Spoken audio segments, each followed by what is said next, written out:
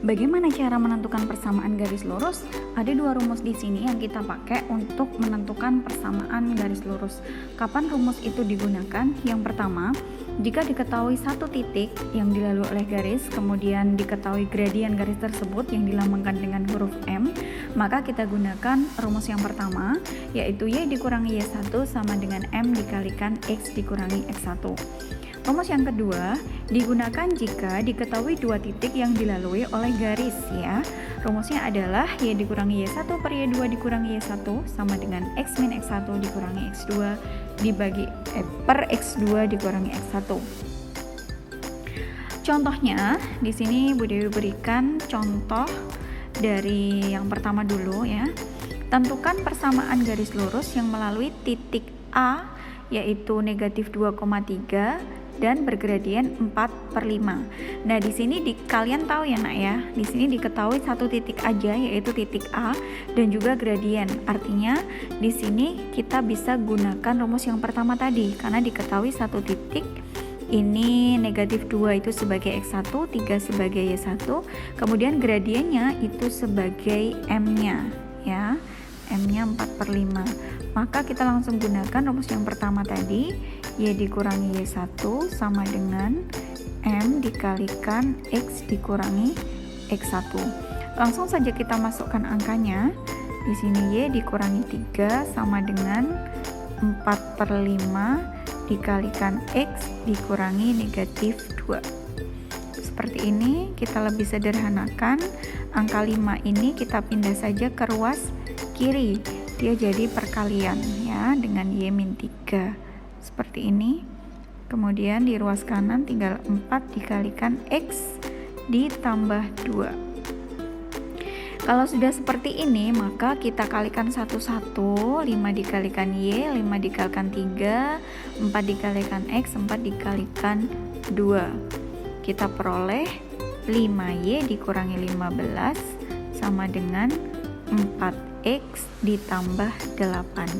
Nah, kalau kita ingin membuat persamaan ini menjadi bentuk implisit, maka kita bisa pindah ruas saja. 5Y dikurangi 4X dikurangi 15 dikurangi 8 sama dengan 0.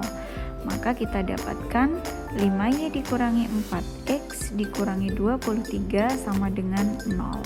Atau kalau kita mau bikin jadi bentuk eksplisit ya tinggal diubah ke bentuk Y sama dengan. Tapi sampai di sini ini sudah benar ya. Nah, kalau ingin mengubah ke dalam bentuk eksplisit bisa ya. Ya oke, kita sekalian aja ya. Berarti 5Y biarkan di ruas kiri, yang lain pindah ke ruas kanan. Berarti jadi 4X plus 23.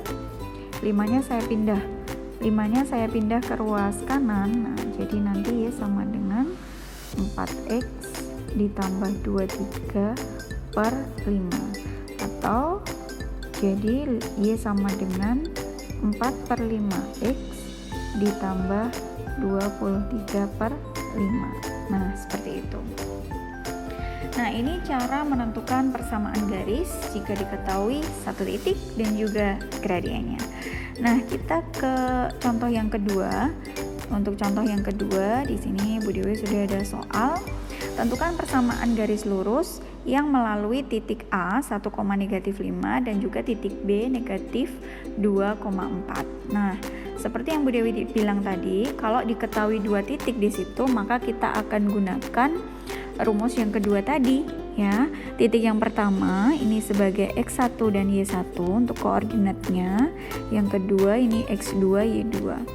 Kita masukkan ke dalam rumusnya ya nak ya. Jadi rumusnya adalah Y min Y1 per Y2 dikurangi Y1 sama dengan X dikurangi X1 per X2 dikurangi X1. Kita masukkan angkanya. Y dikurangi negatif 5 per 4 dikurangi negatif 5 sama dengan X dikurangi 1 per negatif 2 dikurangi 1.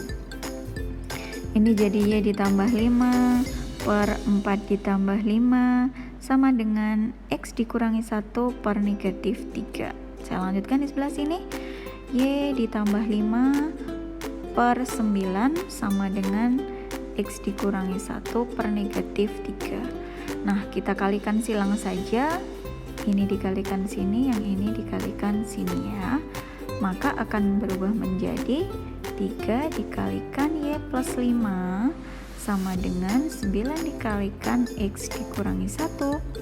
Kalau sudah, kita kalikan satu-satu seperti tadi ya nak ya. 3 dikalikan Y, 3 dikalikan 5, 9 kalikan X, 9 dikalikan negatif 1.